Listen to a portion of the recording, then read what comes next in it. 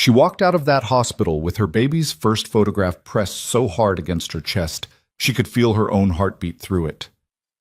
8 weeks. A heartbeat. A future. Everything she had bled for, cried for, begged the universe to give her. Finally real. Then she saw him. Her husband. Standing across the street, his hand resting on the swollen belly of another woman like it was the most natural thing in the world. And the way he smiled at her. God, that smile. Vivian hadn't seen that smile in 3 years. If this story already has your heart pounding, stay with me, because what happens next will leave you breathless. Like this video, drop your city in the comments, and let's see how far Vivian's story travels. Now let's go back to where it all began. The ultrasound photo was still warm from the printer when Vivian Ashcroft walked out through the sliding glass doors of Northwestern Memorial Hospital and into the gray Chicago morning. She hadn't put it in her purse. She couldn't. It felt wrong to fold it, wrong to crumple it into the dark of a bag alongside receipts and lip balm and old parking stubs. So she held it flat against her sternum, both hands pressed over it like she was trying to keep something alive. Which, she supposed, she was.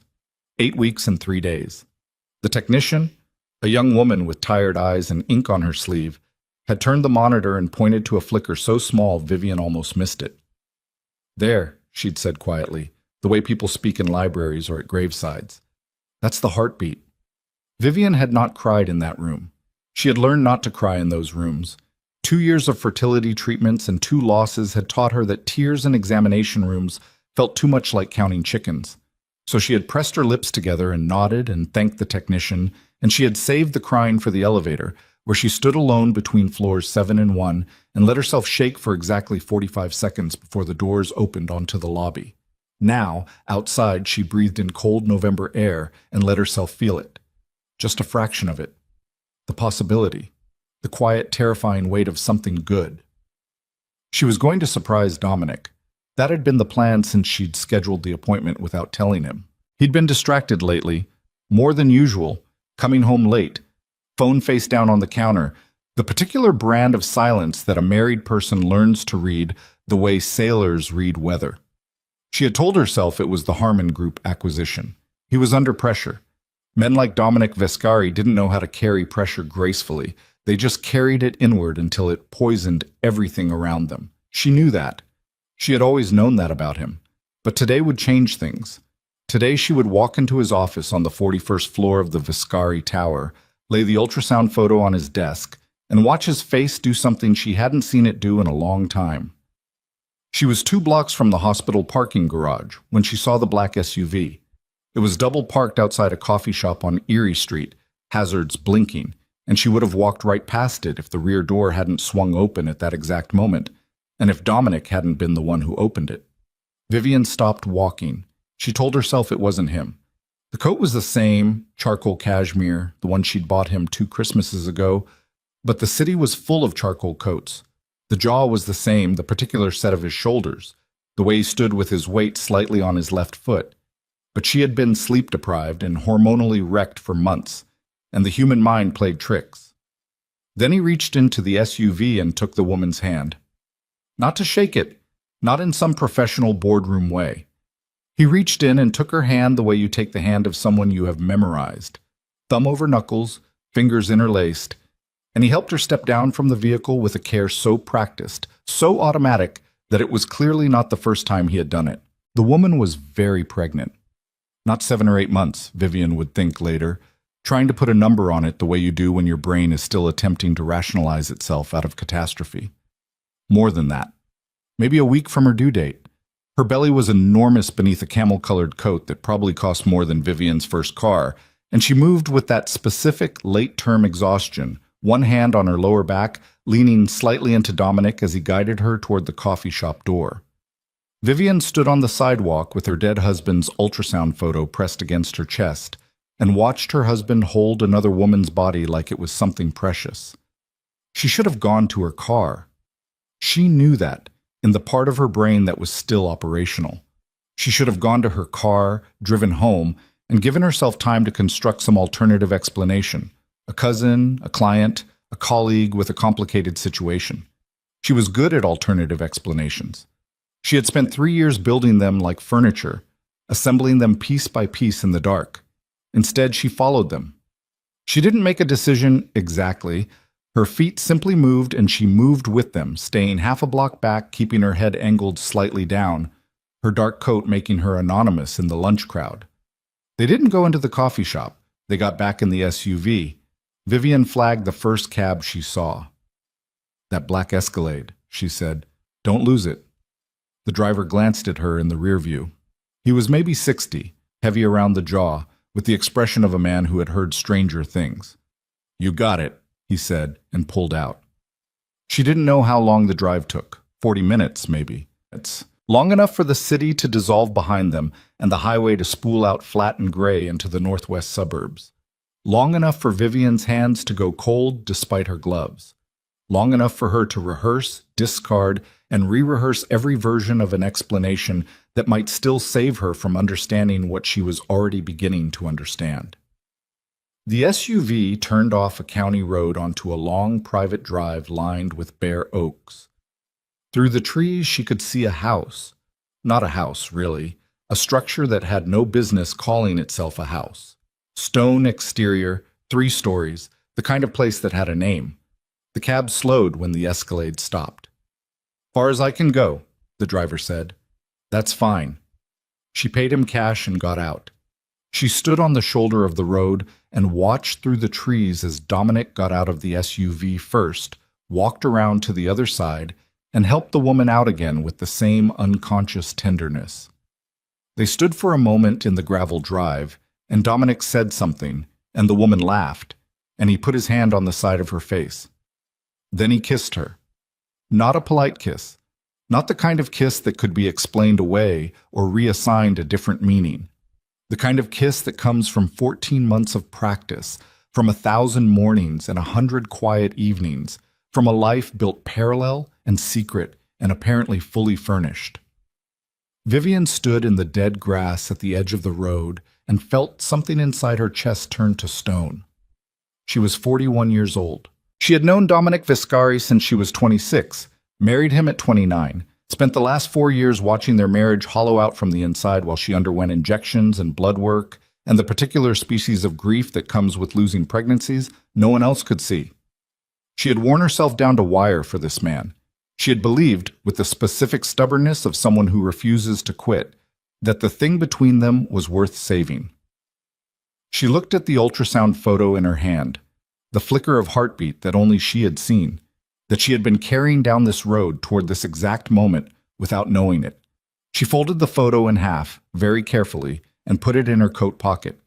Then she walked back to the county road and called an Uber, and she did not cry, and she did not speak, and she sat in the back seat of a stranger's Camry for 45 minutes while Chicago rebuilt itself around her, and she tried to remember what it felt like to be a person who didn't know what she now knew. She was in bed when Dominic came home. Not asleep, she hadn't slept, but in bed, in the dark, with the lamp off, and the ultrasound photo on the nightstand where she could see the faint rectangle of it in the glow coming under the door. She heard his key in the lock, his footsteps crossing the kitchen, the sound of him setting his keys on the marble counter, the same flat click she had heard 1,000 times. He came into the bedroom and stood in the doorway. "You're awake," he said. "Yes." He loosened his tie in the dark. "Rough day?" Vivian sat up. She reached over and turned on the lamp. His face in the sudden light was Dominic's face, the face she had memorized over 15 years, the jaw she had put her hand against in 100 sleepy mornings, the eyes that were very dark and very careful, always calculating the distance between himself and any given trouble. He was 52, and he looked it, and he was the person she had loved most ferociously in her entire life, and she looked at him now like he was a stranger. "Who is she?" Vivian said. Not a question. She had decided in the car that she would not make it a question. He went very still. "Viv, I followed you." She kept her voice level. She was proud of how level it was. "Erie Street, then the 90, then that house on Kellerman Road, or wherever it is. I saw her. I watched you kiss her in the driveway." She paused. "I want you to tell me her name." The silence lasted 4 seconds. She counted them. Her name is Elena, he said. The name hit her somewhere behind her sternum, dull and blunt. Elena. A real name. Not a placeholder, not a theory. A name. A person who had a name in a house that cost more than most people's lives and a belly full of a child that was almost done growing. How long? Vivian said. He sat down on the edge of the bed, not beside her. At the far corner, like he was giving her space or giving himself distance, she couldn't tell which. 14 months. 14 months. She repeated it the way you repeat a number when you're trying to convert a currency and the math isn't landing. She was your assistant. Yes? Elena Cross. Yes. Vivian had met Elena Cross exactly twice. Once at the company Christmas party 2 years ago, attractive, efficient-looking woman, mid-30s, the kind of professional poise that came from knowing exactly what she was worth. Once in the lobby of the Viscari building when Vivian had stopped by to bring Dominic lunch on a day she couldn't now remember. Elena had smiled at her. Vivian had thought she seemed capable. "The baby," Vivian said. Dominic looked at the floor. "Is it yours?" "She says it is." "She says?" Vivian's jaw tightened. "But you've been paying for that house. You've been taking care of her." "I have been, yes." "For 14 months?" "Yes." She picked up the ultrasound photo from the nightstand. She held it for a moment without saying anything, looking at the white blur of the image, the date stamp in the corner. Then she held it out toward him. He looked at it, and she watched something move across his face, something real, something not calculated. And she hated him for it. She hated that he was capable of a genuine emotion in this moment. She hated that it complicated things. "I'm 8 weeks," she said. "I found out this morning. That was where I was going when I saw you. I was going to come to your office, surprise you." He reached for the photo. She pulled it back. "Don't," she said. He withdrew his hand. "Vivian." His voice had changed, softened in a way she recognized, the voice he used when he needed something from her. "I want to fix this. I know that sounds... Don't." She stood up. She was still in her coat. She realized she had never taken her coat off. "I don't need to hear what it sounds like. I need you to get out of this room." "Viv, Dominic," she said his name like a door closing. "Get out of this room." He got up slowly, the way men get up when they know they've lost the ground beneath them and they're still trying to find a way to pretend otherwise. He stood in the doorway for a moment, lit from behind by the hall light, and she looked at the shape of him, the silhouette she had loved and believed in and built a life around. And she felt nothing. Or not nothing. Something worse than nothing. Something so dense and cold it had no name she'd been taught yet. He left. She heard the guest room door close, and she stood in her coat in the middle of her bedroom and breathed. Just breathed. She put her hand on her abdomen, flat, still, the secret keeping itself. And she thought about the heartbeat she had seen on that screen this morning, flickering like a pilot light in the dark. She had one decision to make. Not about him. She'd already made every decision about him in the gravel at the end of that private road. She just hadn't said it aloud yet. The decision was about what came next. About whether the person she had been, the one who'd waited, who'd endured, who'd bent herself into every shape this marriage had required, was the person she intended to remain. She sat down on the edge of the bed, the same spot Dominic had sat, but she didn't think about that. She picked up her phone. She scrolled to a contact she hadn't used in 2 years, Mara Holt, her oldest friend, the one she'd pushed away during the worst of the fertility treatments because she hadn't wanted anyone to see her that way. Mara, who had texted her on every anniversary and birthday without complaint, who had never once said "I told you so," who answered on the second ring at 11:47 on a Tuesday night. "Viv?" Mara's voice was rough with sleep but sharpened fast. Hey, what's wrong?" Vivian opened her mouth to say something measured and controlled. What came out was, "I need you." 3 words, the first honest ones she had said in 3 years. And somewhere in that house, in the guest room with its good linens and its door that didn't lock all the way, Dominic Viscari lay awake staring at the ceiling and reached for his phone and sent a text that Vivian wouldn't see until much later. A text that would, when she finally read it, make everything she had survived in the last 24 hours feel like the easy part. Mara Holt arrived at 40 minutes past midnight with a paper bag from the 7-Eleven on Wabash, 2 bottles of water, a pack of crackers, and the particular expression of a woman who has been waiting 3 years to be needed and refuses to make a single thing about that. She didn't hug Vivian at the door. She looked at her, really looked, the way you look at someone when you're running a damage assessment, and then she stepped inside and set the bag on the kitchen counter and said, "Tell me everything, all of it, from the beginning." So Vivian told her.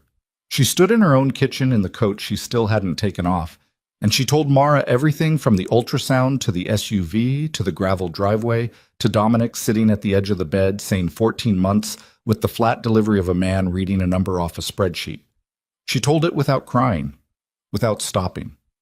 She told it the way you tell a story when you've been rehearsing it since it happened because your brain won't stop running it on loop.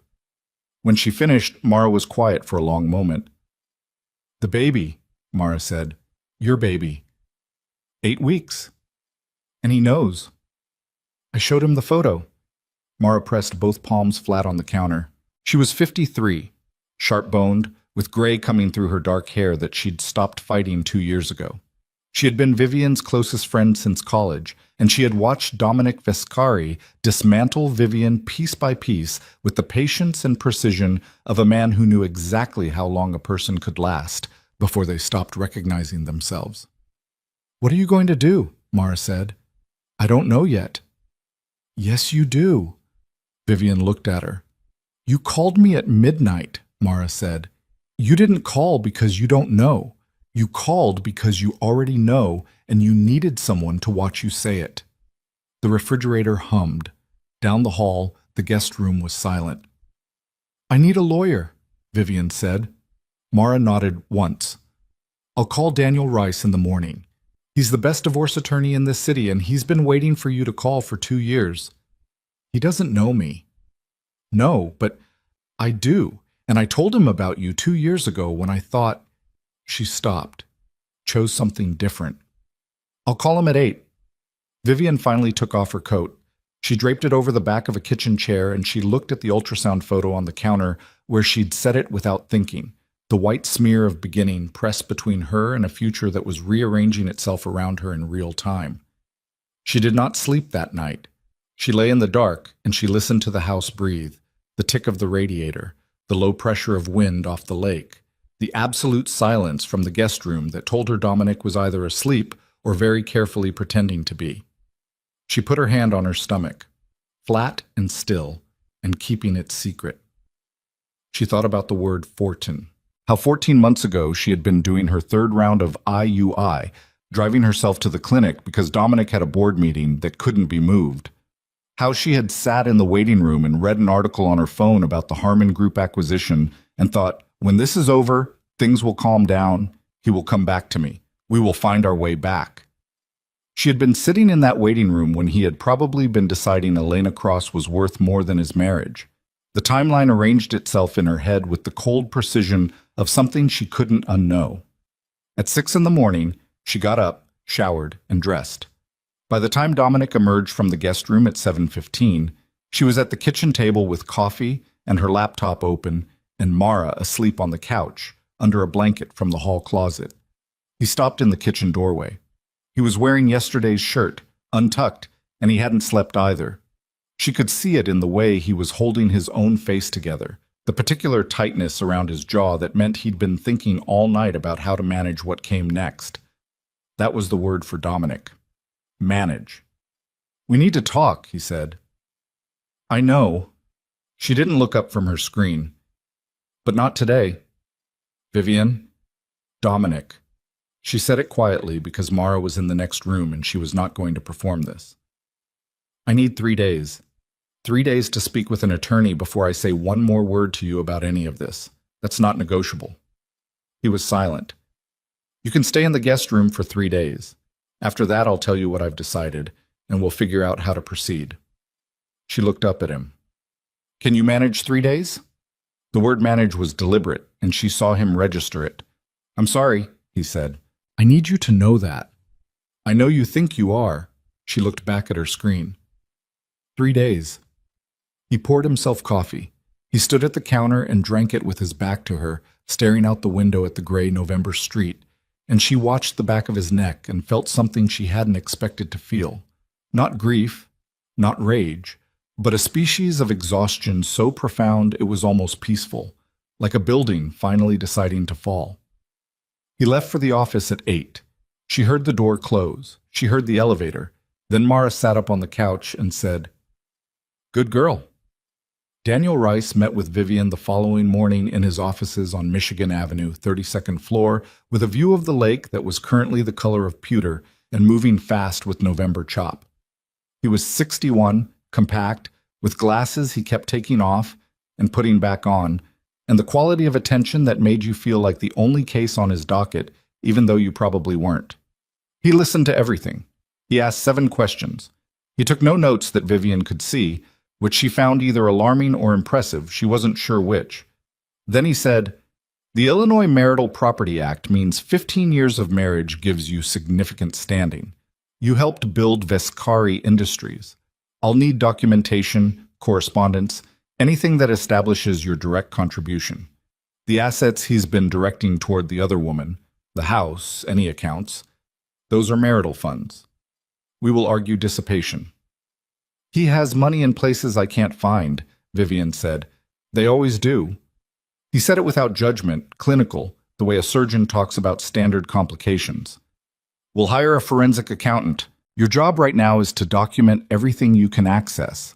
Accounts, property, correspondence, without alerting him that you're doing it." "And the baby?" He looked at her steadily. "Your pregnancy doesn't affect the divorce proceedings directly, but your physical and emotional well-being absolutely matters in how we build your case. Do you have a physician you trust?" "Yes." "Stay in contact with them. Keep records of everything." He paused. "Mrs. Vescari, what do you want from this?" She thought about it for a genuine moment. "I want to walk out with what I built. I want him to not be able to touch anything I do from here on out. And I want it done before the baby comes." Rice put his glasses back on. "Then we get to work."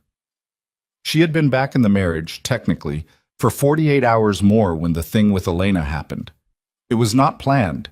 She told herself that later in the hospital, going over the sequence of events the way you go over a car crash frame by frame, not because knowing the sequence changes anything, but because your brain requires the illusion of causality. She had decided she needed to see Elena Cross herself, not to confront. Rice had been explicit. No confrontation, no communication, nothing that could be characterized as threatening or unstable. But Vivian needed to see the woman. She needed to put a face on 14 months, needed to stand in the same physical space and understand, with her body instead of just her mind, what she was actually dealing with. She drove out to Kellerman Road on a Thursday afternoon. She didn't know what she was going to say. She parked on the county road and sat for a while, looking at the private drive and the bare oaks and the stone house that her husband had been maintaining with marital funds while she'd been injecting herself with hormones in their bathroom in Lakeview. Then she got out and walked up the drive. Elena Cross opened the door before Vivian knocked. She had probably seen her coming up the drive. She was wearing a loose gray dress and her hair was down, and she was enormous. The baby was right there, present in the room before the rest of her. And she looked at Vivian with an expression that was not surprise and not guilt and not cruelty. It was something harder to define, something that might have been bracing. "Mrs. Vescari," she said. "Elena." They looked at each other. "You should come in," Elena said. "It's cold." Which was not what Vivian had expected, and because it wasn't what she'd expected, she went in. The house was warm and well-appointed in the way of someone with money and good taste and someone else's money funding both. There were things everywhere that Dominic liked. A specific kind of art, a specific kind of lamp, the particular caramel leather of a couch that Vivian recognized as from a store in River North she had once pointed to and said someday. And he had said sure, someday, and then apparently bought one for here. She clocked this detail and filed it precisely where it belonged. Elena lowered herself into a chair. Vivian sat across from her on the caramel couch. "How long have you known about me?" Vivian said. "Since the beginning." "He told you he was married?" "Yes." Vivian held that for a moment. "And you didn't—" She stopped. She could feel the question she wanted to ask lodging in her throat, and she didn't want Elena to see it get stuck, so she shifted. "He's been taking care of you, the house, the money." "Yes." "Did you think about what that money was?" Elena looked at her without blinking. "I thought about the baby." "That's not an answer." "It's the honest one." Vivian looked at Elena Cross, at the careful set of her jaw, the hands folded over the enormous belly, the absence of apology in her face, and she understood something she hadn't expected to understand. This woman was not going to fall apart. She was not going to cry or beg or explain herself into something Vivian could forgive or even despise cleanly.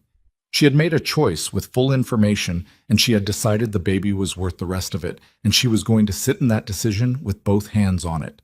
Vivian almost respected it. The almost made her angrier than the rest of it combined. "I'm pregnant," Vivian said. 8 weeks. Something shifted in Elena's face. Not guilt, not quite, but something that at least acknowledged the geography of what that meant. "I didn't know," Elena said. "Neither did I, when I found out. I was on my way to tell him when I saw you two on Erie Street." The silence in the room was thick. The radiator clicked. Outside, bare branches moved against a white sky. "I'm sorry," Elena said. And unlike Dominic's version of those two words, which had been measured and strategic, Elena's sounded like it cost her something. Not enough, but something. Vivian stood up. She had what she came for. She didn't know exactly what that was, but she had it. Some internal calibration, some sense of the actual shape of the thing she was dealing with. She picked up her bag. She was almost to the door when she heard Dominic's voice. She froze. The sound came from the back of the house. A phone call. His voice carrying through a hallway she couldn't see. Low, urgent, the particular register he used in bad negotiations. She stood with her hand on the front door frame and her heart throwing itself at her ribs. Then his footsteps, coming toward the front of the house. He came around the corner and stopped dead. He looked at Vivian. He looked at Elena. His face went through 3 or 4 calculations in under a second. She could see all of them. "What is this?" he said. "I came to talk to her," Vivian said. "I was leaving." "You shouldn't be here." His voice had dropped to something controlled and dangerous. "Vivian, you cannot be here." "I'm leaving, Dominic." This is exactly the kind of thing that he was moving toward her, the way he moved when he needed to control a situation physically, using his size to redirect, and she knew this move, had seen it in board meetings, had felt it at parties when she said something he didn't want her to say, and he would appear at her elbow and steer. "You're making this worse. You need to stop and think." "Don't." She stepped back. He reached for her arm anyway. She pulled away, hard, harder than she intended, and her hip caught the edge of the entryway table and she went down.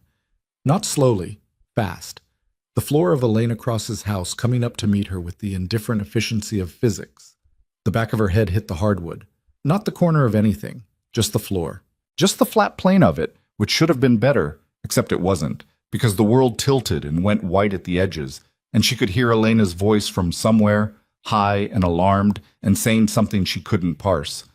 And Dominic was above her saying her name, Vivian, Vivian, Vivian, like the repetition of it could do anything at all. She lay on the floor of her husband's other life and stared up at a ceiling she had never seen before and felt something low and deep and terrible, a sensation she recognized from the worst days of the worst years, and she knew before anyone told her. She knew the way you know things that have already happened even before the evidence arranges itself. She was still conscious when the ambulance arrived. She answered their questions. She told them she was 8 weeks pregnant. She watched their faces recalibrate with the particular professional neutrality of people trained not to show what they're thinking, and she grabbed the sleeve of the nearest paramedic, Schwalt, a young man with a shaved head and steady hands, and she said, "Tell me." He said, "We need to get you to the hospital, ma'am." She said, "Tell me." He didn't answer, which was its own answer. She let go of his sleeve. Dominic tried to ride in the ambulance. The paramedics told him it was family only, and she heard him say, "I'm her husband." And she heard herself say, from somewhere remote and precise, "No, he doesn't come." They listened to her.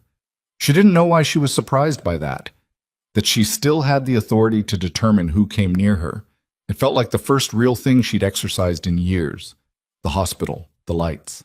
The particular smell of Northwestern Memorial that she knew too well from too many other visits, where she had been lying on a table hoping for good news while her body was deciding things without her. The doctor who came in was someone she hadn't seen before. A woman, 50s, with the kind of face that had delivered this particular news enough times to carry it without crumbling under it. She sat on the edge of the exam table beside Vivian, and she spoke clearly and quietly, and she used the correct clinical language which was merciful in its precision. And Vivian listened to every word. Fetal cardiac activity. Present 1 hour ago, not present now. The fall hadn't caused it, the doctor explained. The trauma hadn't been the direct. There was a separation, a placental. The medical terminology continued, and Vivian let it wash over her because the terminology didn't matter, and the cause didn't matter, and the careful medical neutrality of it didn't matter. The baby was gone. She lay in the hospital bed with the sound turned off on everything, and she put both hands flat on her own stomach. The same flat, still place it had always been, the secret it had been keeping, the flicker on the monitor that only she had seen. And she thought about the ultrasound photo. Where was the ultrasound photo? She had put it in her coat pocket. On the night she had come home and turned on the lamp and made Dominic say, "Elena," like a name instead of a theory. The coat was in her car. The car was on Kellerman Road. She didn't know when she started crying. There wasn't a moment. It was more like the crying was simply there, the way weather arrives. Not from one direction, but from everywhere at once, filling the space available. Mara came within the hour. She sat in the plastic chair beside the bed and held Vivian's hand without saying anything, which was the only correct response and the reason Vivian had called her and no one else. At some point, a nurse came to ask about next of kin, about whether there was someone to call, about whether her husband— "No," Vivian said. The nurse nodded and left. And in the quiet that followed, in the thin white room with the heart monitor and the smell of antiseptic and Mara's warm hand around her cold one, Vivian made the only decision that had ever actually been available to her. The one she had been moving toward since she'd stood on the shoulder of a county road and watched a man she loved choose someone else with the ease of someone who had never found the choice particularly difficult. She was done. Not done in the way of someone who has given up. Done in the way of someone who has finally, after years of building in the wrong direction, located the foundation they should have been standing on all along. She turned her head and looked at Mara. "I need you to call Rice," she said. Her voice was flat and clear and did not shake. "Tell him I'm not waiting 3 days." Mara squeezed her hand once. "And Mara," Vivian looked at the ceiling, "whatever Dominic did tonight, whatever he says about tonight, about how I got here, I need you to make sure someone is writing it down." Because she had felt his hand reach for her arm. She had felt the specific intention of it, and whether the floor had made the decision, or physics had made the decision, or her own body had finally refused one more impossible thing, it didn't matter. What mattered was that Dominic Viscari had been the last person to touch her before she fell, and she had witnesses, and the woman in that house had seen everything, and somewhere in the network of people who protected men like Dominic from the consequences of what they reached for, there was going to be a crack. She was going to find it. She closed her eyes in the hospital bed that smelled like every loss she had ever survived, and she breathed, and she let herself be exactly as broken as she was. Not because she was giving into it, but because she was making a precise inventory. Everything she had lost, everything he had taken, everything she was going to have to build from the concrete up, alone, without the version of herself that had spent 15 years believing love was enough reason to. She was in the hospital for 2 nights, not because anything required 2 nights, medically. The doctor had been clear about that. Clear in the careful way doctors are clear when they are managing a person they believe might be more fragile than she appears. Vivian had let them keep her the first night because she didn't have the energy to argue, and because Mara was in the chair beside her, and the chair beside her was the only place on earth that felt survivable. The second night she stayed because Daniel Rice had called at 7 in the morning and said, "Don't go home yet." And when Daniel Rice said, "Don't do something," she was learning to listen. He came to the hospital on the second morning. He sat in the plastic chair Mara had vacated for coffee, and he opened his leather portfolio on his knee, and he looked at her over his glasses with the expression of a man who has something to say and is deciding how to say it. He's already retained counsel, Rice said. How long ago? The filing timestamp is 11:42 the night you were admitted. Vivian did the math in her head. She had been brought in by ambulance at approximately 9:15. Dominic had been at the hospital by 10, had been turned away, had been standing in the parking lot. Mara had seen him from the window at 10:20. He had filed paperwork at 11:42, while she was still in the emergency room, while she was still being examined, while the doctor was still using the past tense about a heartbeat that had existed that morning. What did he file? She said. Rice took his glasses off. A preemptive petition. He's claiming the marriage was irreparably broken prior to conception of your pregnancy, which would affect how the court considers certain assets. He's also, and this is the part I need you to hear clearly, he has filed a statement of claim asserting that your presence at the Kellerman Road property was a violation of a verbal non-contact agreement. There was no verbal non-contact agreement. I know that. He never asked me to stay away from anywhere. He has never in 15 years asked me, Vivian. Rice said her name with the specific weight of a man who needs her to stop moving and listen. I know, but he has a witness who has provided a statement corroborating his account. She looked at him. Elena Cross, he said. The room was very quiet. The monitor had been removed that morning. There was just the sound of the ventilation and the distant noise of the hallway and her own breathing, which she was suddenly aware of in a way that felt anatomical, like she was watching herself from outside. Elena Cross told them I agreed to stay away, Vivian said. Her statement says that during your visit to the property, you became agitated and verbally threatening, and that Mr. Vescari arrived and attempted to help you leave safely, at which point you lost your footing. Lost your footing. Vivian looked at the ceiling, the particular white of hospital ceilings that was not quite any color at all. She thought about Elena Cross sitting across from her on the caramel couch, with her hands folded over her belly, saying, I'm sorry, like it cost her something. She thought about how she had almost respected it. The almost. She's protecting him, Vivian said. Or protecting herself. Or both. Rice set his portfolio on his knee. It doesn't matter right now which. What matters is that we have a counter-narrative problem. His attorney will paint you as unstable. The fertility treatments, the losses, the emotional state, a woman who showed up uninvited at her husband's. He stopped himself, restarted. At the property. We need to move faster than I intended. What do you need from me? Everything. Financial records, correspondence, any documentation of your direct contributions to Viscari Industries. Emails, contracts you reviewed, meetings you attended, decisions you influenced. Anything that establishes you as a partner in the business, not just a spouse. He paused. And I need to know, is there anything you signed in the early years of the marriage that you didn't fully understand? Any agreements, any documents his team put in front of you? Vivian was quiet for 3 seconds. There was a document, she said, about 2 years after we married. His attorney at the time said it was standard restructuring paperwork. Something about the corporate entity and spousal interest. I signed it. I didn't have my own attorney look at it. Rice looked at her steadily. Do you remember the name of his attorney at the time? Marcus Webb. He wrote it down. I'll find it. He stood, closed the portfolio. Go home tomorrow. Not tonight. Tomorrow, daylight, with Mara or someone else with you. Pack what you need for 2 weeks. Don't take anything that could be characterized as business property.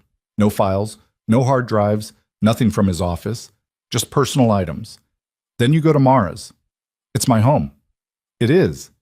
And we're going to establish that clearly. But right now, it is also a location where he has more control than you do, and I need you somewhere I don't have to worry about what conversations are happening.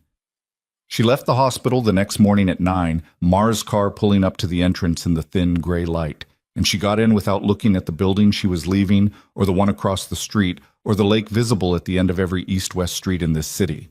Always there. Always enormous. Always indifferent. Mara drove. Vivian looked out the window. You don't have to talk, Mara said. I know. I just want to say one thing and then I'll stop. Vivian waited. You are the strongest person I have ever known, Mara said, and I know you don't feel that right now. I know it feels like the opposite of that. But I've been watching you for 25 years and I'm telling you, what's coming for him is going to be because of you, not in spite of you. Vivian looked at the traffic.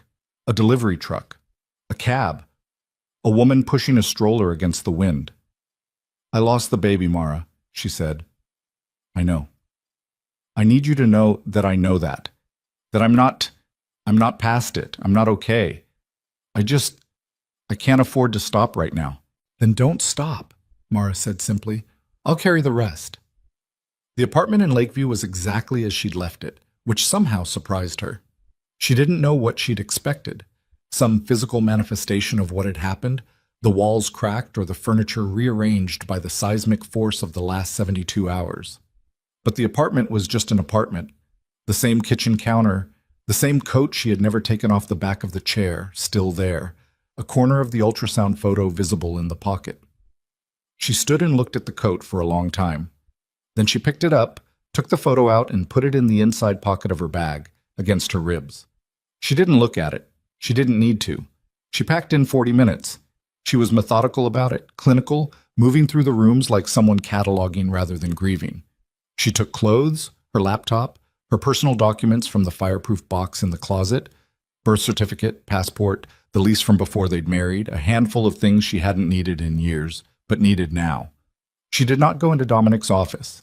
She stood in the doorway and looked at the mahogany desk and the shelves of business books, and the framed photo of him shaking hands with the mayor at some function 2 years ago, and she thought about what Rice had said about that document she'd signed without independent counsel, and she closed the door. She was in the hallway with her 2 bags when her phone rang. Number she didn't recognize. She answered it because she was answering everything now. Mrs. Vescari. A man's voice, mid-range, professional. My name is Carter Webb. I'm calling on behalf of a client who has information pertinent to your current legal situation. She set one bag down. Who is your client? I'm not able to say over the phone. My client would like to meet with you at your earliest convenience. The information involves Vescari Industries' financial structure and specifically a set of transactions conducted over the past 36 months that your husband has taken considerable effort to conceal. Her hand tightened on the phone. How did you get this number? My client has been monitoring the situation for some time. A pause. Mrs. Vescari, what your husband has been hiding goes significantly beyond the affair. I would encourage you to take this meeting before his legal team gains any more ground. She looked at the closed door of Dominic's office at the end of the hall. When? She said. She told Rice about the call before she did anything else. He was quiet for a long moment, then said, Could be legitimate, could be a setup. His team sending someone to get you into a room and see what you know. Another pause. Could be someone inside his organization who's decided the ship is going down and they want to get out first. He considered. Go. But I'm sending someone with you. The meeting was in a hotel bar in the West Loop, 3 days later, a Tuesday afternoon so gray it felt like dusk from noon onward. Rice had sent a colleague named Petra Vance, mid-40s, former federal prosecutor, a woman who communicated primarily through the precise stillness of her posture and a listening quality, so complete it felt almost aggressive. Carter Webb turned out to be a compact man in his late 50s, with a briefcase he kept on his lap and a glass of water he didn't drink. He was an attorney, he confirmed. His client, he said, wished to remain anonymous for the time being. What he placed on the table between them, inside a manila folder he slid across with 2 fingers, was a set of documents. Vivian looked at them. Petra looked at them. Neither of them touched the folder. What are we looking at? Petra said. Financial transfers, Carter Webb said. Vescari Industries to a series of shell entities registered in the Cayman Islands over a 36-month period. Total sum is approximately $47 million. The number sat on the table between them like something that had fallen from a height. My client, Webb continued, was involved in the structuring of these transfers in a professional capacity and has recently become aware that federal investigators have begun making inquiries. My client's interest is in cooperating with any investigation in a manner that is Favorable. And your client's interest in my client specifically, Petra said. Your client's name appears on 2 of the transfers as an authorized signatory. The bar noise continued around them. The low-level din of a Tuesday lunch crowd, glasses, conversation, the particular ambient sound of a city that doesn't stop. And Vivian sat very still and looked at the folder. That's not possible, she said. I have never had signatory authority on anything related to Vescari Industries' offshore accounts. I didn't know those accounts existed. I understand that's your position, Webb said. It's not my position. It's a fact. Mrs. Vescari. He said it carefully, the way you say a name when you need someone to hear what comes after it. Your signature appears on documents authorizing the transfer of funds to 2 of those entities. The dates are from approximately 3 years ago. 3 years ago. She thought about what Rice had asked her. Any agreements, any documents his team put in front of you. She thought about Marcus Webb. No relation to this Carter Webb, she assumed, but the rhyme of it made something cold move through her. She thought about the restructuring paperwork. Standard, she had been told. Standard restructuring. The document I signed, she said slowly. 3 years ago. Carter Webb looked at her with the expression of someone watching a person arrive at the correct door. He didn't say anything. He used it, she said. Whatever I signed, he backdated it, or restructured it, or I'm not in a position to characterize the mechanism, Webb said. What I can tell you is that your signature is on those documents, and that the federal inquiry, when it moves from informal to formal, will include your name. Petra put her hand on Vivian's arm once, briefly, a physical signal, don't speak. Vivian stopped speaking. Petra looked at Webb. What does your client want? Confirmation that Mrs. Vescari will cooperate with investigators and will not take any action to warn Dominic Vescari that an inquiry is ongoing. And in exchange, my client provides testimony clearly establishing Mrs. Vescari's signature was obtained without her knowledge of the document's true purpose. Petra sat back. I need to speak with my colleague privately. Webb nodded. He stood, took his briefcase, went to the bar. Petra turned to Vivian. She spoke low and fast. This is real, she said. I've seen this before. The documents, the offshore transfers, the way the signature was obtained. This is a pattern, and it's a federal matter, which means if it becomes formal, it moves entirely outside the divorce proceedings. He framed me, Vivian said. The words were flat. He put my name on money laundering documentation 3 years ago, while I was doing fertility treatments. She stopped. He was covering himself. If any of it ever surfaced, You were the liability, Petra said. Yes. She sat with that. The bar noise continued. Someone laughed at the far end of the room, a big laugh, the kind that fills a space. What do I do? Vivian said. Cooperate. On our terms, with full immunity in writing before you say one word to any federal investigator. But Vivian, Petra leaned in. This changes everything. The divorce, the assets, the criminal exposure, all of it is connected now. And Dominic knows that when the investigation becomes formal, he has very little time before his entire financial structure collapses. Which means he has every reason to act fast, to control the narrative, to discredit you so completely that anything you say to investigators sounds like a bitter ex-wife making accusations. Petra looked at her steadily. He has already started. The statement from Elena Cross, the filing while you were in the hospital. He's been preparing this longer than you know. Vivian thought about Mara saying 2 years ago, I told Daniel Rice about you. She thought about the way Dominic had reached for her arm in Elena's hallway, with the automatic confidence of a man who believed he could still redirect anything. She thought about 14 months of a secret life running parallel to their shared one, and underneath even that, a financial architecture designed to make her complicit in crimes she had never known existed. She thought about the text, the one she had found on his phone 3 weeks ago, while he'd been in the shower, the morning after the hospital. She had not told Rice about it yet because she'd been managing too many things at once, and because part of her had needed to hold it, to hold the one piece of information that was entirely hers, that he didn't know she had. The text had been to a number with no name saved. It had said, She doesn't know about the March accounts. Keep it that way. Sent the night she had been admitted to the hospital, 11:31 p.m., 11 minutes before he had filed the legal petition. She had taken a screenshot. She had sent it to an email address she had created that week that had no connection to her name, her devices, or anything Dominic Vescari had ever touched. She reached into her bag now, and she looked at Petra Vance with the flat, clear focus of a person who has just understood the full dimensions of the room they are in. "I have something," she said. "I've had it for 3 weeks. I need to show you before we say yes to anything." She pulled out her phone. She pulled up the screenshot. She held it out. Petra looked at it.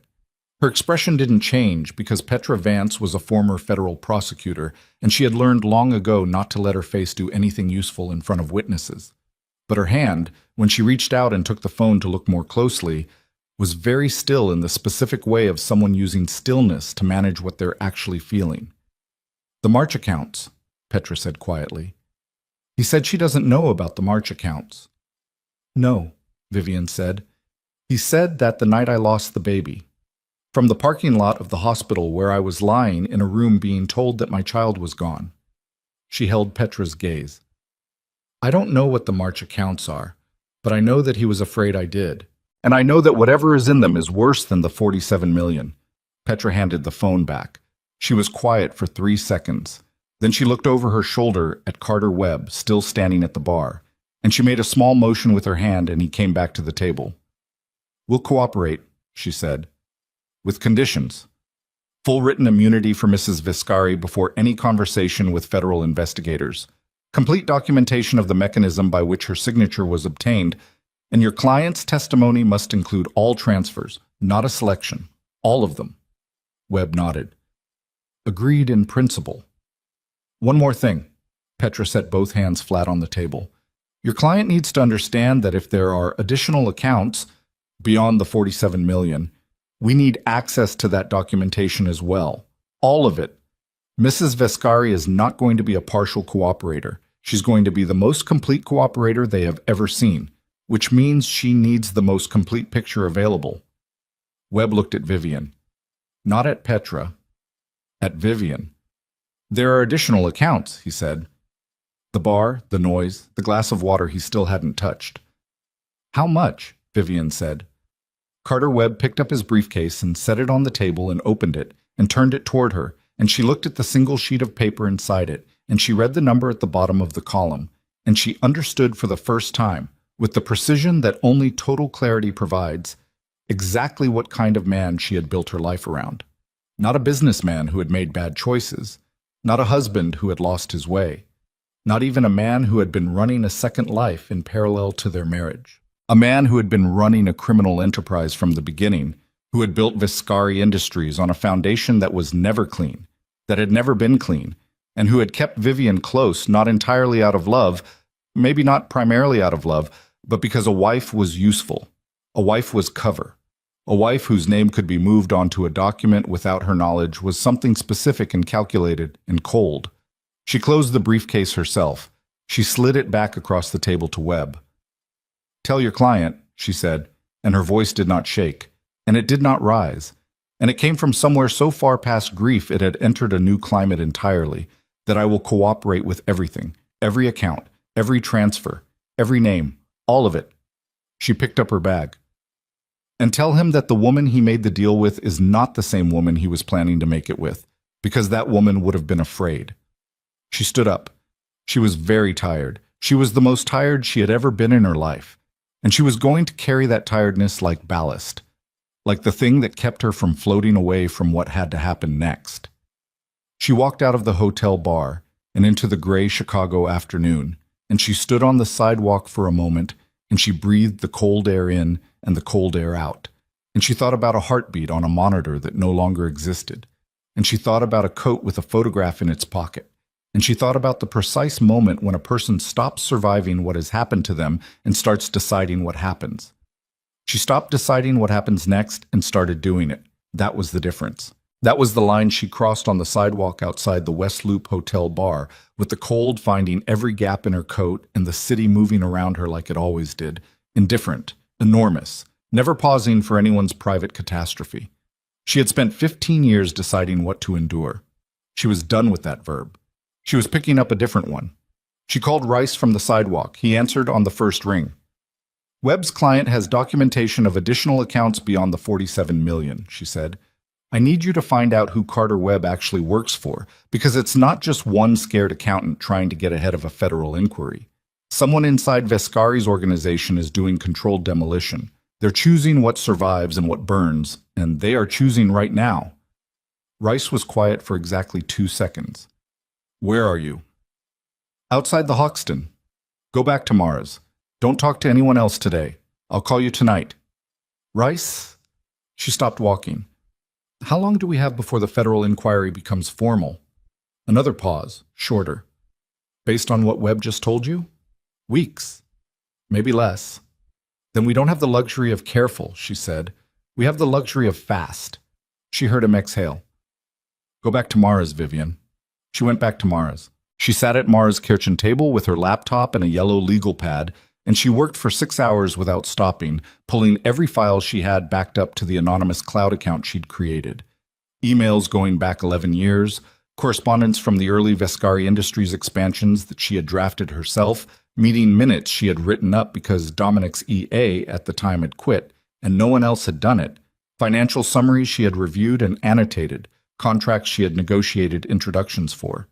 She had been more central to the building of that company than anyone looking at the org chart would ever know, because Dominic had been meticulous about keeping her contribution informal, deniable, warm, and personal, rather than professional and documented. Except she had always kept copies. Not strategically. She had kept copies the way careful people keep copies, out of habit and a faint background anxiety that things might need to be reconstructed later. She had never imagined what reconstruction would look like. She was imagining it now. At 10 that night, Rice called back. Carter Webb works for a holding company that is 3 entities removed from Celeste Blackwell, he said. Vivian set her pen down. Who is Celeste Blackwell? That's the question I've been answering for 4 hours. He sounded like he hadn't moved from his desk since she'd called. Celeste Blackwell is the daughter of Richard Blackwell. He built the Blackwell Capital Group in the 90s, died 6 years ago, left her controlling interest. She is 38, extremely private, extremely litigious, and she has been in a quiet acquisition war with Vescari Industries for the past 2 years over a logistics network in the upper Midwest. She has been losing that war. So she wants him exposed. She wants the Harmon Group acquisition to collapse. Vescari Industries gets the Harmon network, they lock up distribution in 5 states, and Blackwell Capital loses the leverage they've been building for a decade. If Dominic goes down in a federal investigation before the Harmon deal closes, the deal falls apart, Vivian said, and everything he built with it. She looked at the yellow legal pad in front of her, the columns of dates and figures she had been reconstructing from memory and email records for 6 hours. She is using me, Vivian said. She is providing you with accurate information about your husband's criminal activity in a way that serves her interests, yes. That doesn't make the information false. It means when this is over, if I'm still standing, she considers me a liability too. Rice didn't answer, which was its own answer. I need something from you, Vivian said. I need to know if Celeste Blackwell has been in contact with anyone in the media, anyone in the financial press, anyone who covers federal investigations. Why? Because if she's doing controlled demolition, she's not just feeding the feds. She's managing the narrative outside the courtroom too. And if she decides at any point that I'm more useful as a villain than a witness, she stopped. I need to know who she's talking to. I'll find out, Rice said. Vivian, I need to ask you something. Go ahead. Is there anything in those records you're pulling, anything in your history with Vescari Industries, that could be characterized, even loosely, as knowing participation in something irregular? She thought about it honestly, not defensively, the way you think about a question when the answer matters. No, she said. I was kept outside the structure deliberately. I contributed informally. I never had access to the offshore accounts, never had any reason to know they existed, and the signature they have of mine was obtained by fraud. She paused. But I want you to hear me say this clearly. I am aware that my name has been on documents I did not understand, and I am aware that a jury hearing that for the first time would need to be very carefully walked through the context. That's exactly right, Rice said, which is why your cooperation has to be airtight, proactive, and documented from this point forward. Another pause. Get some sleep. She did not get sleep. She lay on Mara's couch and she looked at the ceiling and she thought about Celeste Blackwell, 38, privately litigious, doing controlled demolition on a man she wanted to destroy for business reasons, using the wreckage of Vivian's marriage as the mechanism. She thought about the specific quality of being useful to multiple people simultaneously for contradictory reasons. She had been useful to Dominic for 15 years. She was useful to Blackwell now. She was useful to federal investigators as a cooperating witness. Everyone in this situation needed something from her, and she was lying on a couch in her best friend's apartment with no home and no baby and no marriage and 72 hours of consecutive exhaustion wearing her down to the mineral core of herself. She sat up at 2 in the morning. She picked up her phone and she looked at the contact she had not yet used. It had been given to her 3 weeks ago by Mara, who had gotten it from a journalist she trusted, who had said this particular person at the Tribune was careful, was fair, and was already asking questions about Viscari Industries' acquisition history that suggested she was close to something without knowing what she was close to. The contact was a journalist named Diane Park. Rice would tell her not to call. Petra would tell her not to call. Every piece of legal advice she had received for the past 3 weeks would tell her that talking to a journalist while a federal inquiry was developing was the kind of move that blew up cooperating witness arrangements and handed opposing counsel a gift. She also knew, with the specific clarity of a person who has spent 6 hours reconstructing the architecture of a fraud, that Celeste Blackwell was going to move against her. Not now. Not while Vivian was still useful. But the moment the investigation became formal and Dominic was exposed, and the Harmon deal collapsed, and Blackwell Capital got what it came for. At that moment, Vivian Ashcroft would become a loose end. And Celeste Blackwell handled loose ends the way she handled everything, with resources Vivian couldn't match, and a timeline Vivian wouldn't see coming, unless Vivian put her own version of events somewhere Celeste couldn't touch. She held the phone for a long time.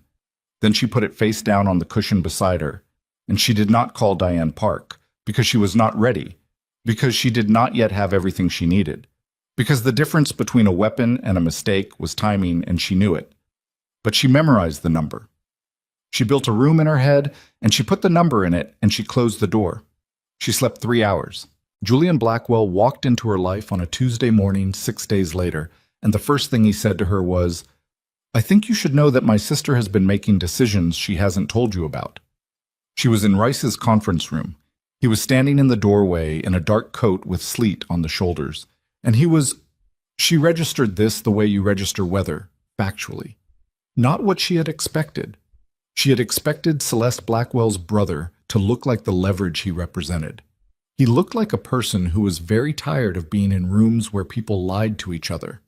He was 44, a few years older than his sister, with the kind of face that had been rearranged by some private difficulty in the not-too-distant past. He had been the CEO of Blackwell Capital's European division until 3 months ago, when he had resigned. Rice had found this out in the 6 days since they'd identified the Blackwell connection, under circumstances that were publicly described as personal and were actually, per Rice's source inside the company, a protracted disagreement with Celeste over exactly what lengths were acceptable in the Viscari situation. "Mr. Blackwell," Rice said from behind his desk, "this is highly irregular." "I know it is." He did not take his coat off. He looked at Vivian. "I was at the hospital the night you were admitted. I was visiting someone on the same floor, and I was in the elevator when they brought you in. I didn't know who you were then." He stopped. "I found out 3 days later when Celeste told me what she'd set in motion, and I—" Another stop. He pressed his jaw together like he was deciding how honest to be and deciding in favor of it. "I resigned from the company 8 weeks ago, not 3 months ago. The public timeline is incorrect. I resigned because my sister authorized a move that I didn't find out about until after the fact, and it directly affected you." Vivian looked at him. "What move?" Julian Blackwell reached into his coat and set a manila folder on the conference table. He didn't open it. He left it there between them. Celeste didn't just find the federal investigation and decide to use it, he said. She accelerated it. She had been feeding information to a contact at the FBI field office for 7 months before you knew any of this existed. And 3 months ago, she provided documents to that contact that included, he touched the folder, your signature. On the transfer documents. She knew the signature had been obtained by fraud. She had documentation proving it. She provided the transfer documents anyway and withheld the fraud documentation. The room was very quiet. She was going to let me take the exposure, Vivian said, until it became tactically useful to provide the exonerating documents. Yes. His voice was flat, not apologetic. He had moved past where apology lived. She planned to approach you exactly when Webb approached you. She needed you scared and isolated and without options before she offered you the cooperating witness arrangement, because a person who has other options is harder to control as a cooperating witness. Rice stood up slowly from behind his desk. Mr. Blackwell, I need to understand what you're asking for here. Nothing, Julian said. I'm not asking for anything. I'm here because I watched what my sister did, and I watched what your client has been through, and I have the documentation, all of it. The fraud evidence she withheld, her communications with the FBI contact, the internal Blackwell Capital memos authorizing the strategy. And I am giving it to you because it is the right thing to do, and I am done operating in rooms where no one does the right thing. He said it without drama, without the escalation she might have expected. He said it the way someone says a thing they have been certain of for a long time and are relieved to finally say out loud. Vivian looked at the manila folder. She thought about Celeste Blackwell, 38, privately litigious, who had looked at another woman's ruin and seen a tool, who had known for months that Vivian's signature had been fraudulently obtained and had sat on that information like a card to be played at the correct moment, who had fed a federal investigation like stoking a fire and positioned herself at the exit with immunity and leverage while other people burned. She thought about Dominic, who had done something similar for 15 years with a more intimate instrument. She thought about what it felt like to be the thing other people used. What happens when Celeste finds out you came here, she said. She'll try to discredit me.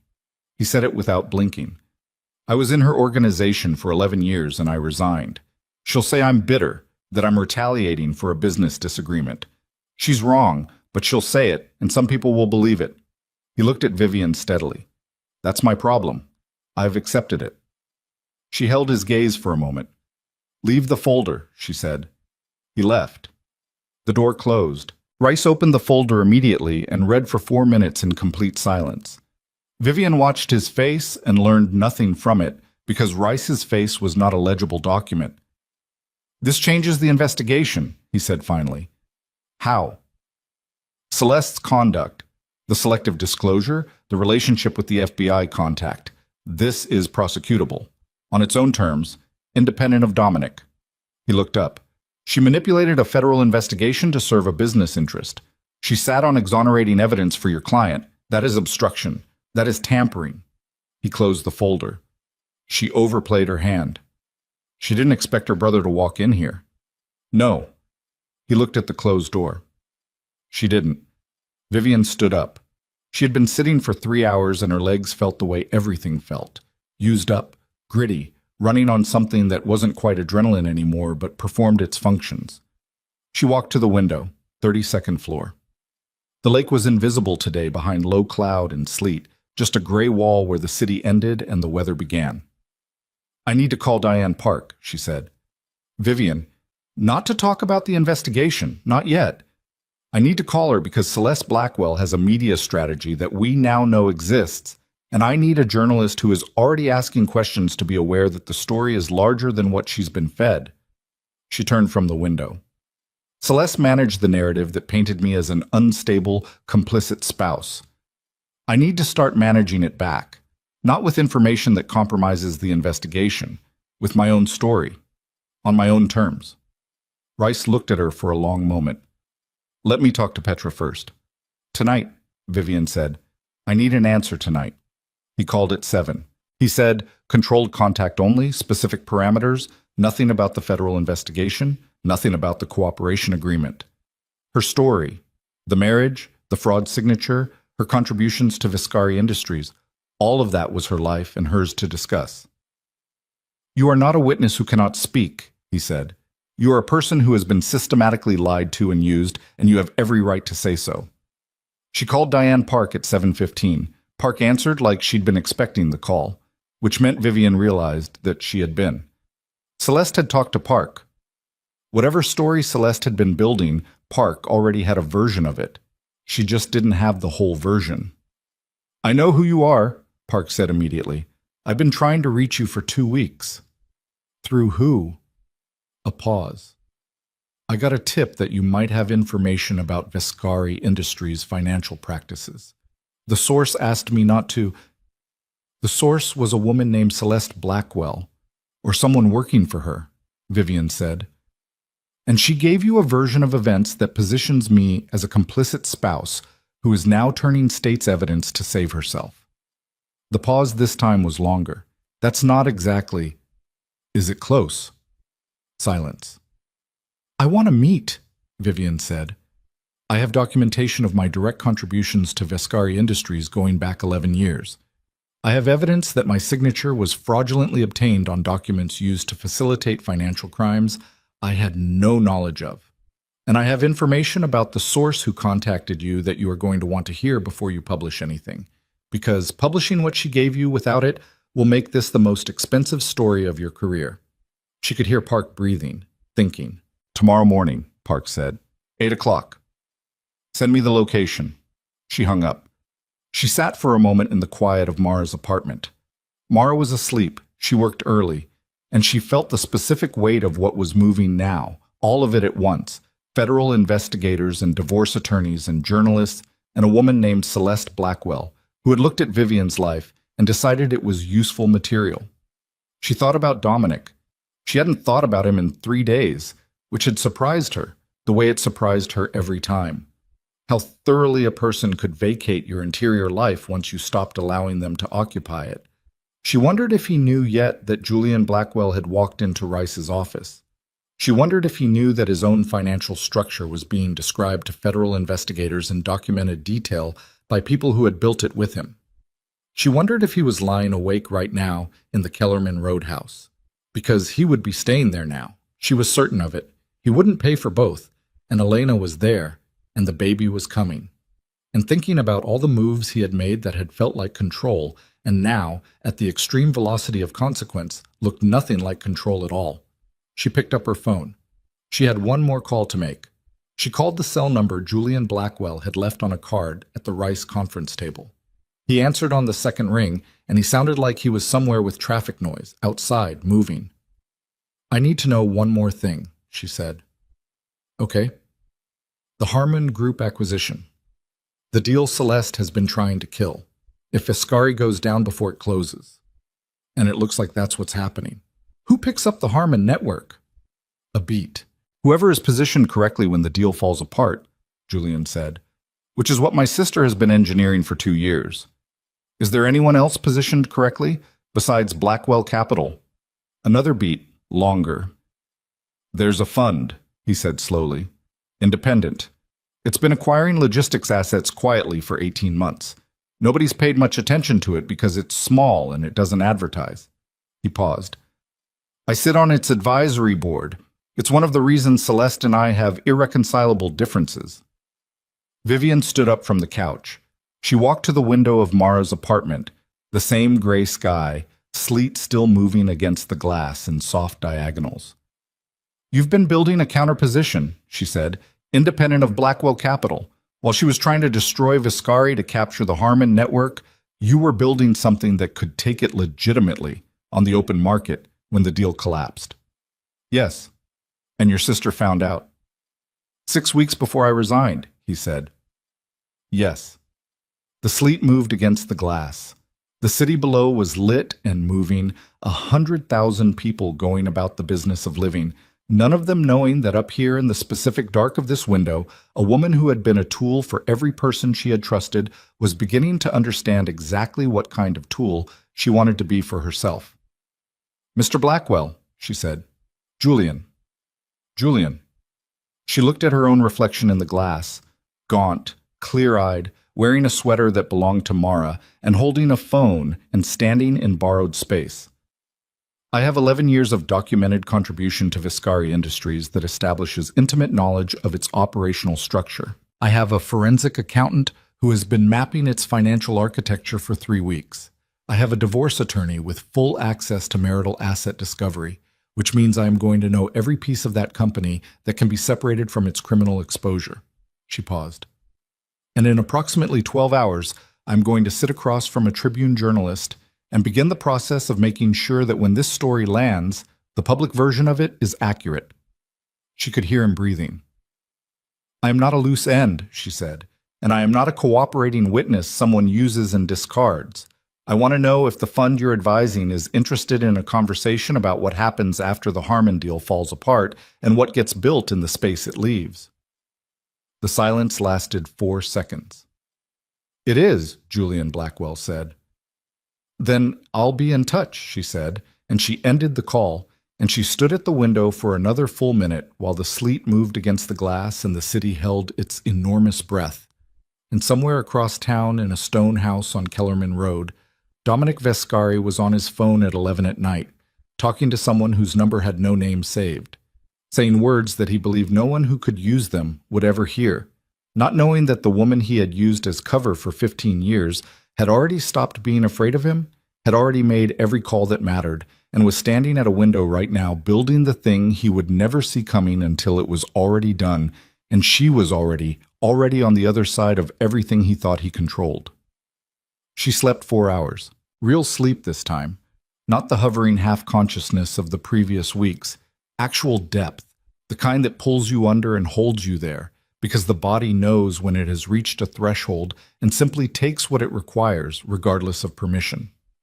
She woke at 5:40 in the dark of Mara's living room, with the specific alertness of someone who has stopped running from something and started moving toward it. Different sensation entirely.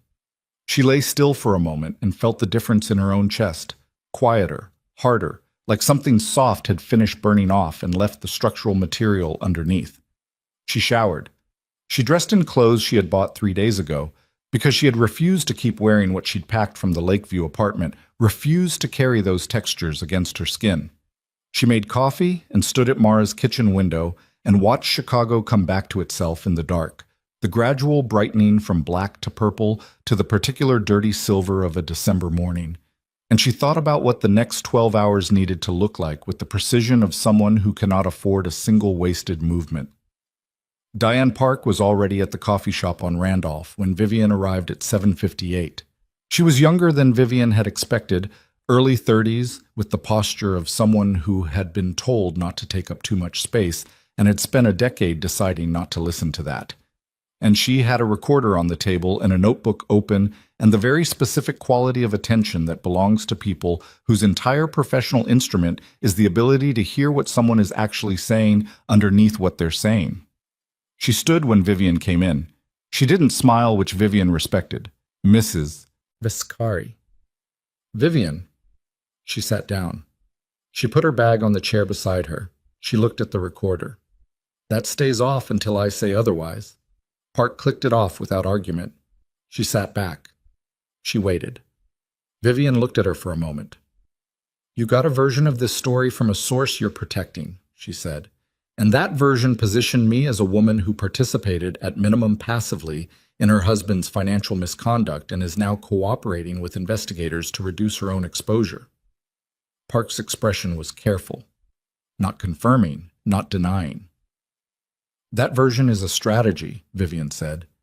It was designed by a specific person to ensure that when this story becomes public, I am too discredited to be a credible witness and too legally exposed to function as an independent actor in whatever comes after. She opened her bag and set a folder on the table between them. I'm going to show you documentation that contradicts that version at every significant point, and then I am going to tell you something about your source that will change how you understand every conversation you've had with her. Park looked at the folder, then at Vivian. If you're about to tell me the source is Celeste Blackwell, you already know, Vivian said. A silence. I suspected, Park said carefully. Then you also suspected that her interest in Viscari Industries is not journalistic and not civic, and not about accountability in any form that doesn't serve Blackwell Capital's acquisition strategy. Vivian held Park's gaze. She has been managing this story the way you manage a demolition. She decides what falls when. She decides who is standing when the dust settles. She paused. I am telling you that she does not get to decide that. Not about me. Park looked at the folder for a long moment. Then she picked up the recorder, held it up.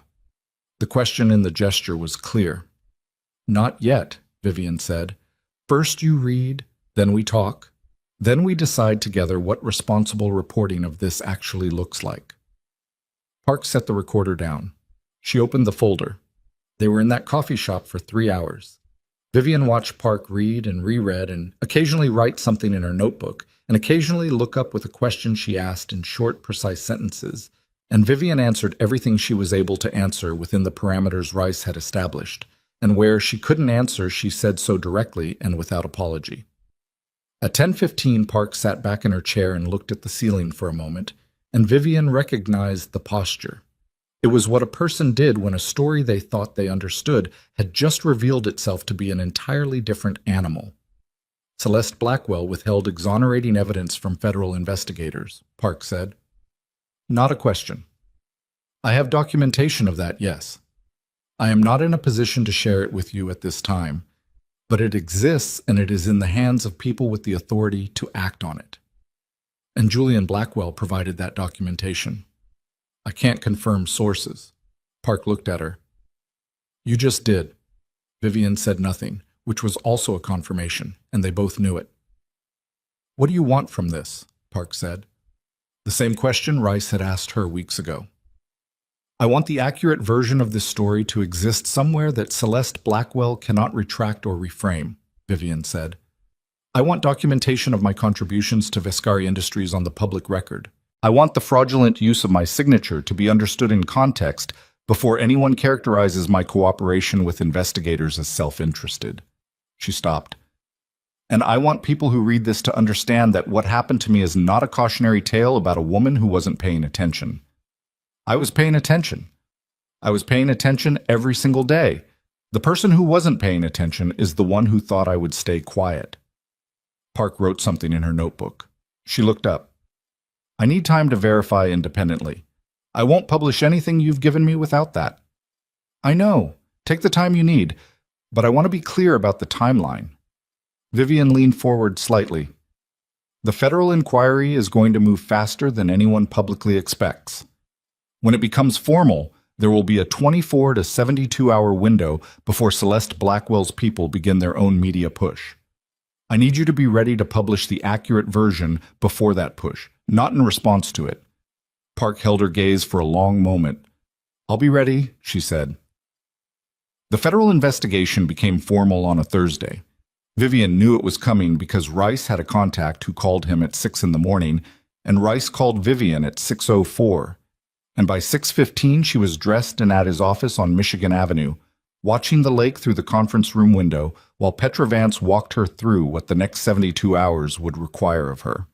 There was paperwork. There was a meeting with the federal prosecutor assigned to the case, a woman named Halloran who was 47 and spoke with the economical precision of someone who had no interest in anything that wasn't directly useful.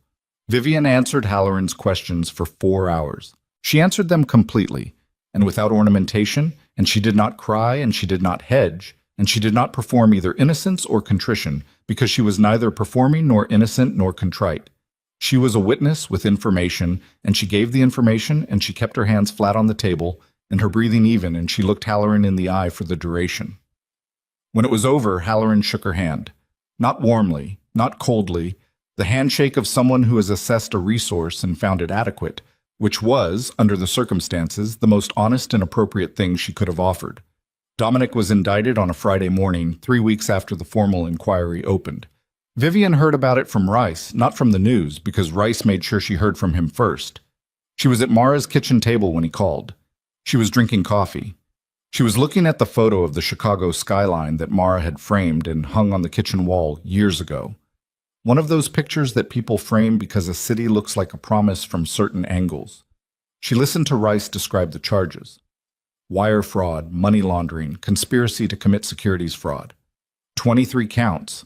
The March accounts, fully exposed, had tripled the financial scope of what Carter Webb had originally disclosed. Several senior Vescari Industries executives had already agreed to cooperate. And Celeste Blackwell, Vivian said. Her attorney contacted the federal prosecutor's office yesterday. She is negotiating a cooperation arrangement of her own. Rice paused.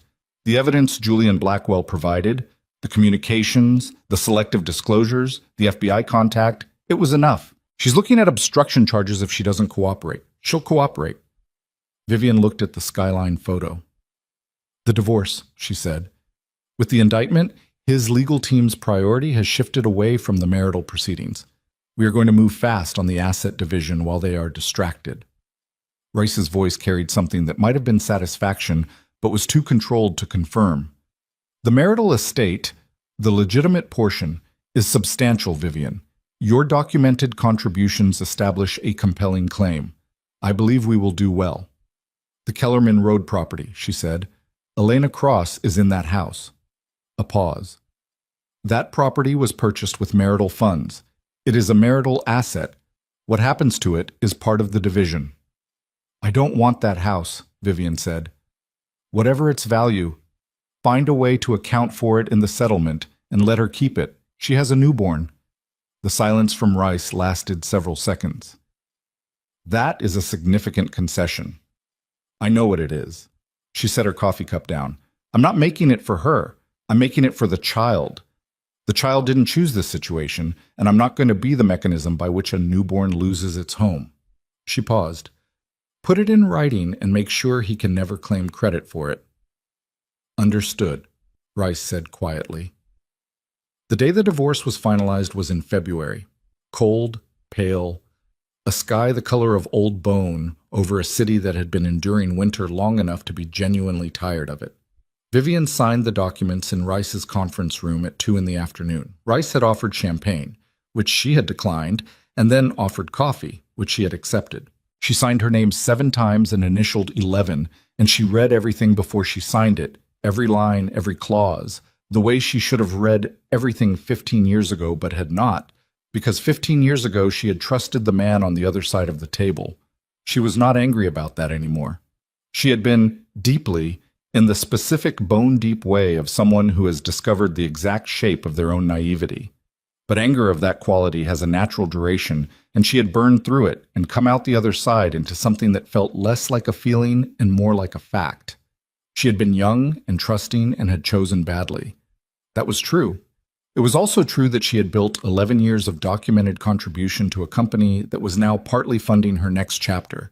And it was true that she had, from the floor of a stranger's house in a moment of complete destruction, found the exact limit of what she was and discovered it was more than she had known.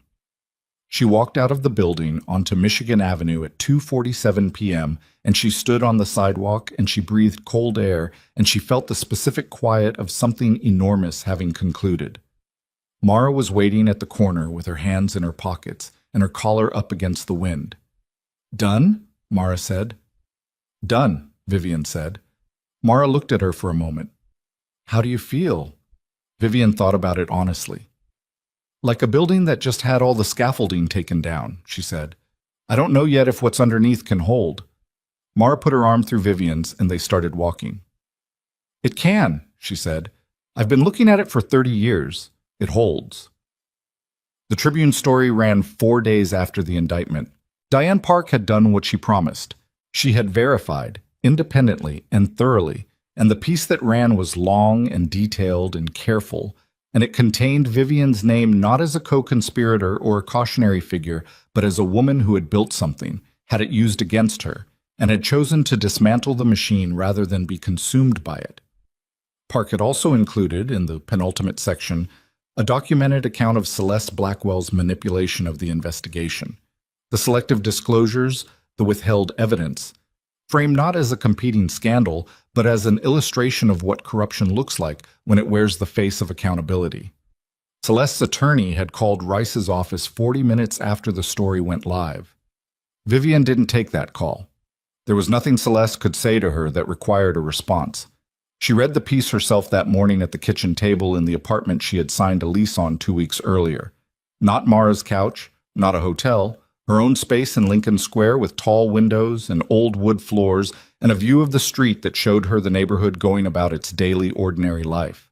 She read it once through, quickly, and then she set her phone face down on the table and she sat for a while with her coffee going cold, and she thought about what it felt like to have your own story told accurately in public for the first time. It didn't feel like triumph. She had expected something larger, some emotional event proportional to how much the alternative had cost her. What it actually felt like was closer to relief, and beneath the relief, something that had no clean name, a quiet, specifically her own. Julian called that afternoon. She had spoken to him 4 times since the night of the West Loop Hotel, always about the logistics fund, always about the Harmon network, always the transactional shorthand of 2 people building something at speed. This call was different. She could hear it in the first 2 seconds, something slightly less armored than their previous conversations. "I read the piece," he said. "I know. Everyone called today. I'm not calling because of the piece." A pause. "I'm calling because I've been trying to figure out for 3 weeks how to say something that isn't about the fund or the Harmon acquisition, and I keep defaulting to the fund and the Harmon acquisition because it's easier." Vivian was quiet. She waited. "I saw you," he said, "in the hospital elevator. I didn't know who you were. You were on a gurney, and you were awake, and you were staring at the ceiling with the specific expression of someone who has just decided something enormous and hasn't told anyone yet." He stopped. "I thought about that face for 3 weeks before I walked into Rice's office. I'm not sure I can explain why." "You don't have to explain it," she said. "I know. I just—" Another pause. He was careful with his words. She had noticed that in the way of someone who had been in too many rooms where words were used as instruments of harm and had developed a corresponding caution. "I wanted you to know that what I did, coming to Rice, it wasn't because I thought you needed rescuing. You had already done everything. I just had a piece of evidence you didn't have access to." "I know that," she said. "Okay." A breath. "Good." She looked out her window at the Lincoln Square street, a woman walking a dog, a man unlocking a bicycle, the absolute ordinariness of other people's lives continuing. "Julian," she said. "Yeah." "Come to dinner. Not about the fund, not about Harmon, just dinner." She stopped. "I'm a decent cook when I have a kitchen that's mine, and I just got one." The silence lasted 3 seconds, and she felt them each distinctly. "When?" he said. "Saturday." "Saturday," he said, and she could hear something in his voice that had been compressed for a long time begin, very slightly, to release. Dominic Vescari pled guilty in March to 7 of the 23 counts. As part of a negotiated arrangement that collapsed the trial proceedings, his attorneys had argued would take 18 months. He was sentenced to 4 years, suspended to 2 with intensive supervision and full financial restitution, because his cooperation with investigators in naming the network of entities involved in the offshore transfers was deemed substantial. He sold the Lakeview apartment and the Vescari Tower office, and what remained of the legitimate Vescari Industries holdings, which were fewer than anyone outside the organization had known. He moved. Vivian learned this not from tracking him, but from Rice, offhand, in a conversation about something else, to Arizona. A quiet relocation to somewhere without history. She did not think about him with anger. She did not think about him with grief. She thought about him sometimes the way you think about a period of your life, when you look back at old photographs, with the particular distance of someone for whom that person belongs to a version of yourself that no longer exists. She had loved him with everything she had, and that had been real, and it had also been insufficient and misplaced and ultimately beside the point, because love had turned out to be neither the beginning nor the end of the relevant story. Elena Cross remained in the Kellerman Roadhouse. Her daughter was born in December, 2 weeks after Vivian had been in the hospital. She named her Isla. Vivian knew this because Rice had included the birth in a summary of developments he prepared for the settlement documentation, and she had read the name once and then moved on to the next paragraph because the child was a fact and the child was innocent, and that was the full extent of what Vivian needed to feel about it. She heard, much later, that Elena had begun legal proceedings to establish paternity and child support through the courts, rather than through whatever private arrangement Dominic had managed before his finances collapsed. Vivian hoped the child had good attorneys. She meant that without irony. Celeste Blackwell cooperated fully with the obstruction investigation and received a consent decree requiring Blackwell Capital to pay a substantial penalty and submit to a period of regulatory oversight. She did not go to prison. She returned to running her company with, by all accounts, the same aggressive intelligence she had always employed, now filtered through a more explicit understanding of where certain lines were. Julian said once simply, "She'll be fine. She always is." He said it without bitterness and without approval, the way you say something true about a person you have long since made your peace with not being able to change. The logistics fund, which Julian named Meridian, a name Vivian had suggested in a late-night phone call that had started about the Harmon acquisition and ended somewhere else entirely, completed its acquisition of 3 key nodes in the Harmon network when the Vescari deal collapsed. It was not a takeover. It was a careful, deliberate assembly of pieces, each one negotiated on its own terms, the way you build something meant to last rather than something meant to impress. Vivian joined the advisory board in April. By July, she had taken a formal operational role, building the corporate communications and stakeholder relations function from the ground up, which meant she was doing what she had always done, understanding the architecture of a business, knowing where its strength lived and where its exposure was, making herself fluent in the whole of it. Except this time, her name was on the org chart in ink. On a Saturday in late August, she cooked dinner in her Lincoln Square apartment for the 3rd time. Julian arrived at 6:45 with wine he'd been told to bring and the slightly too careful expression of a man trying not to want something too visibly. She was at the stove when he came in and she heard him set the bottle on the counter, and she did not turn around immediately because she was finishing something, and also because she needed a moment, not from fear exactly. She was no longer on speaking terms with the brand of fear she had lived inside for 3 years, but from the specific solemnity of understanding what was happening, what she was allowing to happen, how different the allowing felt from everything that had come before it. She turned around. He was standing in her kitchen in the early evening light, which was that particular late summer gold that exists for approximately 3 weeks per year in this city, and he was looking at her with an expression so stripped of strategy that it stopped her completely. "You're staring," she said. "I know." He didn't stop. She looked at him for a moment. "I'm not the same person I was a year ago," she said. It was not a warning. It was information. "I know," he said. "Neither am I." She nodded. She turned back to the stove. She finished what she was finishing, and she plated the food, and she carried 2 plates to the table she had bought for herself in this apartment that was hers, entirely hers, every object in it chosen without consulting anyone or accounting for anyone else's preferences. They ate, and they talked. About Meridian, about the city, about a novel he'd read, and a street she'd found in Lincoln Square that sold vintage maps of places neither of them had been, and about nothing that required either of them to perform anything. There was a very specific relief in that, in being in a room with someone who did not need her to be manageable. After dinner, they sat on her small balcony with what remained of the wine, looking at the street below and beyond the rooftops to the east, the dark edge of the sky where the lake was. She couldn't see the lake from here. She knew it was there. She had the ultrasound photo in a drawer in her bedroom. She had not framed it. She had not destroyed it. She kept it in a small wooden box with her mother's ring and her college ID and a movie ticket stub from a film she had seen alone one rainy afternoon in her 20s when she had felt, for the duration of the film, completely happy. Objects that were hers before anything else. Objects that marked the outline of a self that had existed before and would continue. She did not talk about the photo. Not tonight. She would, perhaps someday. There would be a conversation that arrived at it the way rivers arrive at their mouths, not by being forced, but by following the landscape. She was not afraid of that conversation. She was not afraid of much anymore, having established through hard empirical evidence the precise distance between the worst thing she could survive and the worst thing that had actually happened to her. The distance was small. She had made it through to the other side, and the other side was this balcony, and this wine, and this man who had walked into a lawyer's office with evidence she needed because it was the right thing to do, and who was now sitting beside her in the August evening saying nothing, which was exactly the right thing.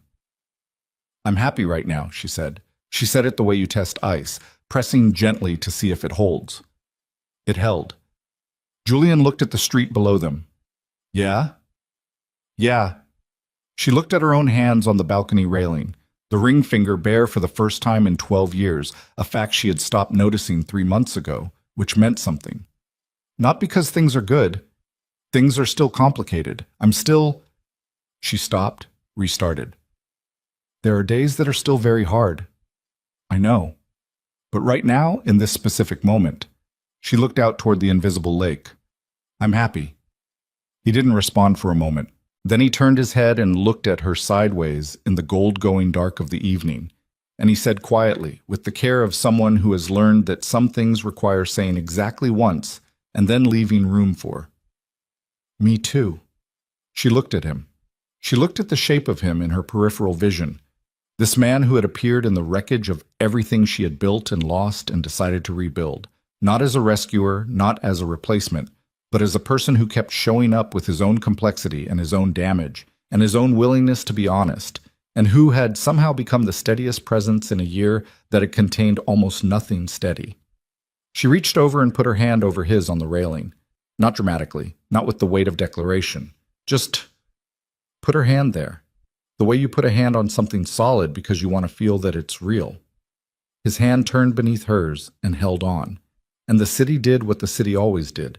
Continued, enormous, indifferent, beautiful in the specific unsentimental way of a thing that has survived everything thrown at it and keeps going regardless. And the lake was where it always was, at the edge of every east-west street, always there even when she couldn't see it, and above the rooftops the first few stars were coming visible in the late August dark. And Vivian Ashcroft sat in a chair on a balcony that belonged to no one but herself, and held the hand of a man who hadn't asked her to be anything she wasn't, and breathed in and breathed out, and did not look back and did not look too far forward either, but stayed exactly where she was, present, intact, and entirely, quietly, irreversibly her own.